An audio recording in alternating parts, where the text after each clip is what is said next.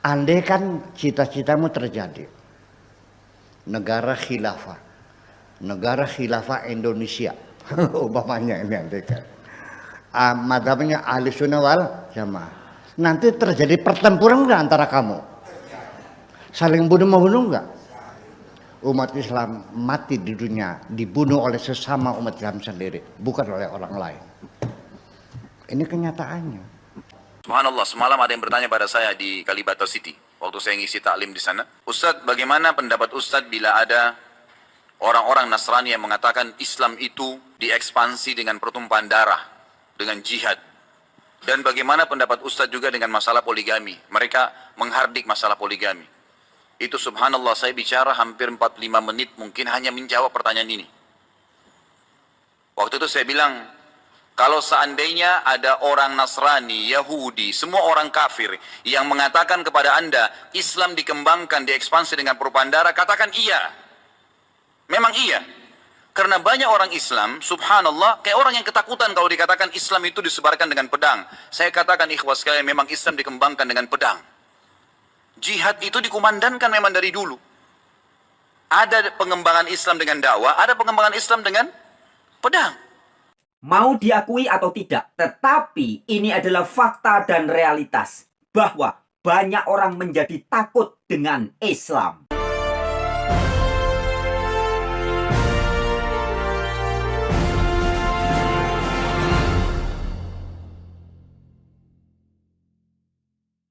Ya, shalom saudara-saudaraku yang diberkati oleh Tuhan. Salam damai sejahtera bagi kita semuanya. Kembali berjumpa dengan saya, Pastor Daud Timotius Tambubolon. Tentunya di channel God Ministry, channel kesayangan kita bersama. Kembali saya ingin mengajak saudara-saudara untuk menyaksikan satu buah video di mana video ini adalah cuplikan ceramah daripada Ustadz Buya Syakur yang penuh dengan keberanian mengupas segala sesuatu yang selama ini disembunyikan dan mungkin sedikit agak rahasia atau mungkin bisa jadi ini memalukan suatu ajaran. Tetapi dalam video ini saya percaya semua orang yang satu keyakinan dengan Ustadz Buya Syakur ini akan membuat telinganya panas karena kata-katanya yang menggelitik serta pengetahuannya yang begitu luas namun dengan mudah dapat dicerna sehingga setiap orang yang memikirkannya pasti akan berpikir ulang serta bisa jadi marah dengan apa yang disampaikan oleh Ustadz Buya Syakur ini. Seperti apa videonya? Ini dia.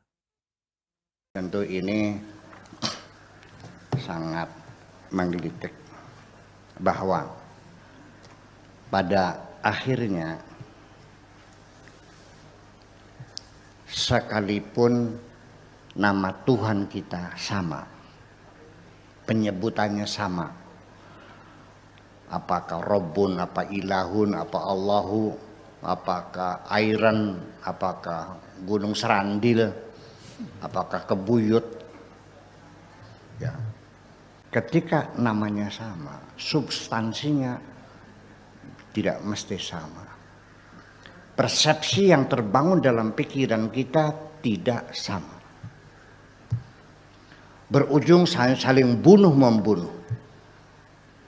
Korbannya 10.000 orang Mu'tazilah dibunuh oleh ahli sunnah wal jamaah karena mengatakan bahwa Allah tidak intervensi dalam menentukan nasib manusia. Manusia harus punya hak pilih secara merdeka dan bebas untuk menentukan nasibnya sendiri. Betul, 10.000 loh yang dibunuh-bunuh ini. Berarti Jabariyah mengatakan nasib baik, nasib buruk, kecelakaan, kematian, rezeki, semuanya Allah yang menentukan. Kata Mu'tazilah, Tuhan tidak ikut campur. Kata ahli sunnah, ada qada mubram, ada qada ghairu mubram. Berarti Tuhannya beda dong. Betul nggak? Kata Asy'ari sifat Allah yang wajib 20, kata Maturidi 13. Itu dalam satu agama. Nah, nama Tuhan kita berbeda karena agama kita berbeda. Nah, ketika agama itu berbeda, kita bertengkar bukan dengan orang yang berbeda agama. Dalam satu agama juga bertengkar lagi. Andaikan Mu'tazilah habis, Jabariyah, Qadariyah, Syiah, apalagi semuanya, Bahaiyah. Tinggal satu, ahli sunnah wal jamaah. Semua ahli sunnah wal jamaah semua. Jadi terpecah lagi enggak? Berbeda lagi enggak? Berbeda lagi. Akan terjadi sekte-sekte yang berbeda. Sekte A sampai sekte Z.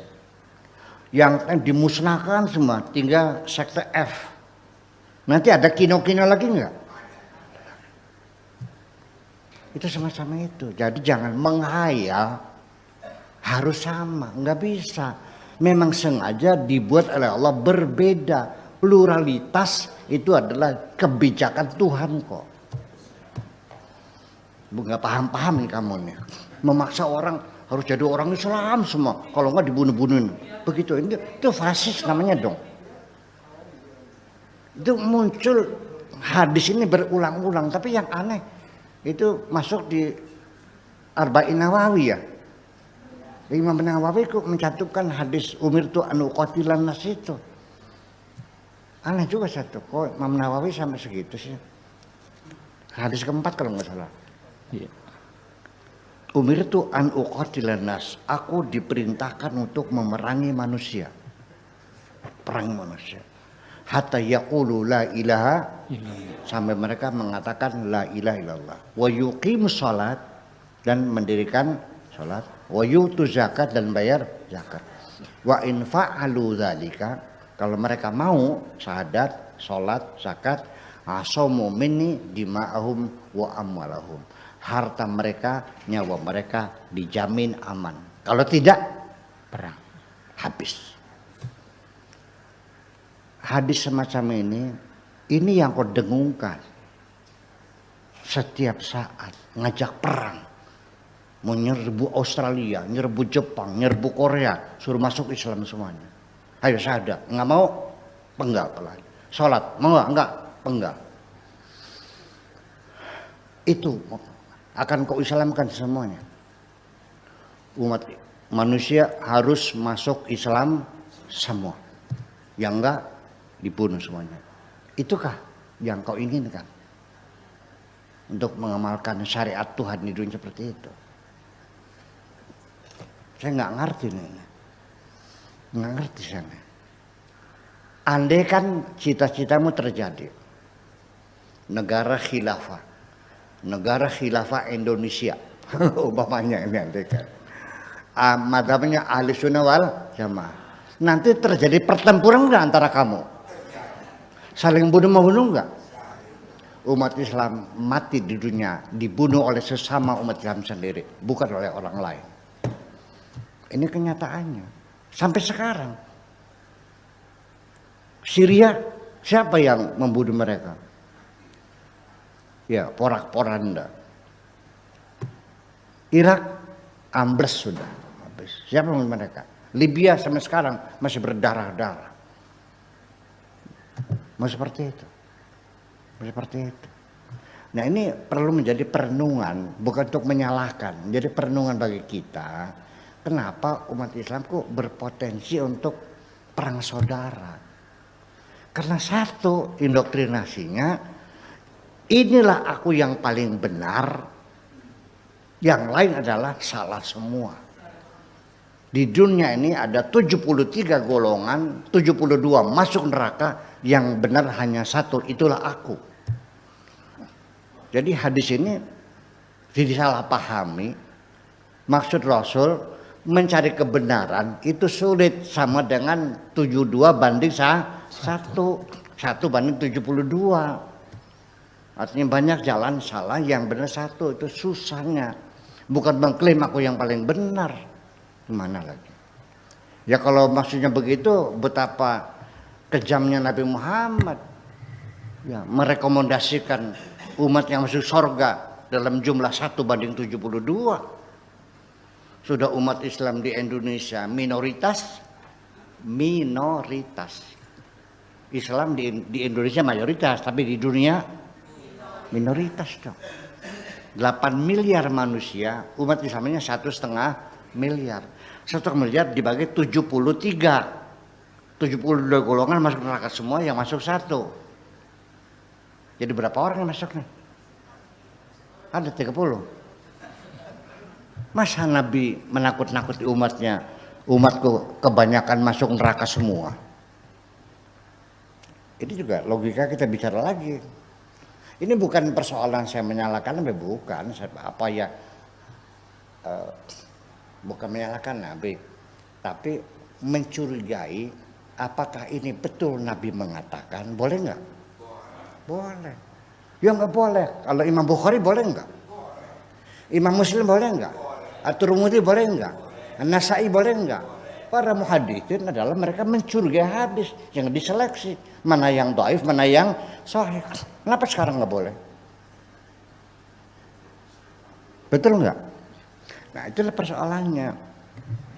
Mungkin nggak saya mengatakan, atau bagaimana seharusnya saya mengatakan?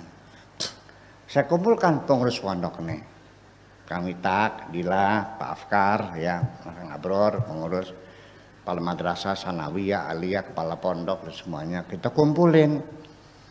Kamu pernah mikir nggak sih, kalau saya mati, bagaimana kelanjutannya? Yang mengatakan saya siapa? Terpikir belum? Belum kan? Nah, pasti saya akan mengatakan, ya anak saya sudah punya garapan sendiri, ya kan? Jain jadi dokter, mungkin dia ngurusi klinik, ya klinik kesehatan, mungkin klinik. Masih main-main gitu. Ya sementara ya kolektif kolegial sajalah. Tolong dengan modal berjiwa besar, saling memaafkan, jangan berebut ya. Ya, yuk kita kolektif kolegial saja. Ya, sampai nanti ada muncul santri saya yang paling soleh, yang paling pintar, silakan menjadi pengasuh. Jaga kedamaian, persaudaraan yang kokoh di sini. Ini kita membuat ini kan dengan susah payah, masa akan bubar. Saya ngomong itu bener nggak? Benar. Nah, sekarang pantas nggak kalau saya ngomong kepada kamu semuanya, nanti kalau saya mati, ini santri saya akan berebut kapling di sini semuanya. Pak Afkar akan mengklaim sanawiyahnya, Abro akan mengklaim aliyahnya, Kang Nita akan mengklaim SMK-nya, ya kan begitu? Dan nanti Pak Ali mengklaim asramanya. Kamu akan saling bertengkar semuanya, berebut lahan di sini. Akan terpecah menjadi 73 kelompok kamu di golongan. Pantas nggak saya ngomong gitu? Pantas nggak? Dengan logika yang sehat. Masa Nabi mengancam umatnya masuk neraka semua? Betul nggak? Betul nggak? Lah ya iya dong. Apalagi Nabi menjanjikan akan memberikan syafaat. Mana mungkin sekejam itu? Jadi ini bukan meragukan Nabi, tetapi ada pertanyaan. Menurut saya apa yang disampaikan oleh Ustadz Buya Syakur ini adalah sebuah keharusan. Kalau memang kita yakin bahwa kitab suci kita itu adalah benar, maka semua sejarah peristiwa ataupun histori yang ada di dalamnya itu patut untuk kita bongkar dan kita gali, bahkan kita publikasi. Dan tidak boleh ditutup-tutupi, sekalipun ada hal-hal yang menurut kita tidak pantas dan tidak baik. Justru itu harus diketahui banyak orang agar orang-orang tidak melakukan kesalahan yang sama, bahkan memperbuat seperti apa yang dituliskan di dalam kitab suci itu, sehingga tidak melakukannya lagi. Jadi apa yang dikatakan oleh Ustadz Buya Syakur ini pantas untuk diacungi jempol. Kenapa hadis-hadis yang dikumpulkan oleh Imam Bukhari, Imam Muslim itu, kok kenapa menyimpan hadis-hadis seperti Nabi Muhammad menggilir istrinya 9 orang dalam satu hari dengan satu mandi, hanya satu malam, hanya dengan satu kali mandi junub. 9 istri digauli, mandi junubnya sekali. Artinya jelep terakhir baru mandi. Sahabat mengatakan, kok bisa? Iya, Nabi kita punya kekuatan seksual sama dengan 30 orang lelaki. Ini hadis ini kan saya ngeri jadi. Ada, silakan dibaca bukan. Apakah ini dengan sengaja hadis ini ditulis, diabadikan, suruh dibaca oleh kita? Atau kealpaan? Kan tidak layak. Al-Quran saja menyembunyikan masalah-masalah personal, masalah pribadi, rumah tangga tertutup kok. Betul nggak? Kamu layak nggak sebagai santri saya menceritakan saya bagaimana saya telanjang bulat di kamar dengan istri saya? Logdok sirap, tampak sirap. Saya tersinggung karena saya merasa Nabi saya terlukai. Boleh nggak begitu? Ya iya dong. Malah kamu bangga. Saya merasa tidak nyaman ketika Nabi dikabarkan mengawini anak umur 9 tahun. Tapi di sini dijadikan lagu Aisyah istri Rasulullah. Dengan bangganya Nabi mengawini umur 9 tahun. Beda persepsi, Pak. Tolong jangan salahkan saya. Saya juga beriman, ya kan? Jadi yang saya ragukan adalah hal yang melukai Nabi. Kalau saya mengenai masalah kok. Beda persepsi kan. Kenapa Anda bangga dijadikan lagu, apa lagunya Aisyah? Sholawatan tuh. Ngawin harus 9 tahun. Kalau kawin 9 tahun masuk penjara nggak? Ya. Apa tuduhannya? Pedofil. Apakah itu suatu kebanggaan? Itu kayak kau banggakan. Nabi bu mengawini. Enggak dong. Makanya saya berulang-ulang. Siti Aisyah itu sebelum dikawin Nabi itu dia pernah ikut perang. Pernah ikut perang. Nah, setelah selesai perang 5 tahun kemudian baru dikawin oleh Rasulullah. Undang-undang perang zaman jahiliyah, anak-anak tidak boleh ikut perang kecuali kalau sudah mencapai umur 15 tahun. Siti Aisyah ikut perang. Umurnya berapa jadi? 3 tahun kemudian dikawin Nabi. Jadi berapa umurnya? Masuk akal 18 tahun mah. Undang-undang kita juga dulu 18 tahun ya untuk laki-laki. Perempuan 16, sekarang udah sama-sama 19 tahun sama laki perempuan. Malah masuk akal.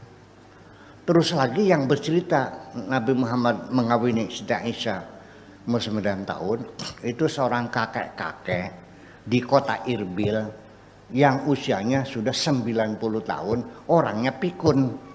Mau dipercaya? Iya dong. Saya bela Nabi saya bukan karena saya tidak percaya pada Nabi. Saya bela, masa orang saya bela tidak percaya? Ya karena saking percayanya saya bela dong. Tapi pembelaan saya kan berbeda. Anda bangga Nabi mengawini anak 9 tahun, saya bela Nabi Muhammad mengawini Aisyah umur 18 tahun. Ayo kita bela. Anda bela. Membela teks hadis itu. Betul nggak? Itu masalahnya. Jadi siapa yang mencintai Rasulullah? Itu. Jadi buktikan rasa cintamu dalam bentuk pembelaanmu terhadap martabat Nabi Muhammad sendiri. Itu saja. Betul nggak? Ketika Gus Dur ya, ada yang menghujat. Kamu ngasah golok. Betul nggak? Lawan membela Gus Dur. Betul nggak? Tapi ketika Nabi Muhammad dihina orang, mengapa Anda diam saja? Makasih itu aja. Ya, assalamualaikum warahmatullahi wabarakatuh. Terima kasih. Iya, kita telah menyaksikan bagaimana pernyataan ketika Ustadz Buya Syakur sedang ceramah. Bahkan video ini sudah menyebar kemana-mana, saudara. Tetapi saya sendiri ketika mendengarkannya, saya sedikit agak tertegun. Karena memang terlalu berani. Bahkan selama ini saya belum pernah ada mendengar Ustadz yang berani memaparkan hal ini. Tetapi Ustadz Buya Syakur terlalu yakin dan sangat benar-benar bertanggung jawab dengan apa yang dia pelajari, sehingga bagi dia tidak mungkin untuk menyembunyikannya, tetapi dia berani mengupas serta membongkarnya serta menyampaikannya di depan publik. Tentu saja pernyataannya ini akan membuat umat Islam menjadi berang dan bisa jadi benci kepada Ustadz Buya Syakur. Karena memang ada hal-hal yang mungkin tidak pantas untuk diceritakan, ada hal-hal yang tidak patut juga untuk dibukakan. Tetapi Ustadz Buya Syakur ini benar-benar dengan hatinya yang jujur dan tidak ada terkamuflase sedikit pun, sehingga dia dengan bebas, dengan berani memaparkan apa yang sepatutnya agar umat Islam khususnya sebagai orang-orang yang satu pemahaman dengan Ustadz Buya Syakur ini dapat mengerti, bahkan mengambil langkah-langkah keputusan mana yang tidak patut dilakukan dan yang mana yang harus dilakukan. Baik saudara-saudaraku yang diberkati oleh Tuhan, sampai di sini video yang Pastor Daud upload, kiranya apa yang telah kita dengarkan kita semua bisa mendapatkan pengetahuan serta pengertian dan berkat-berkat rohani lewat apapun yang telah dibukakan oleh Ustadz Buya Syakur. Sampai jumpa di video berikutnya. Tuhan Yesus memberkati. Shalom.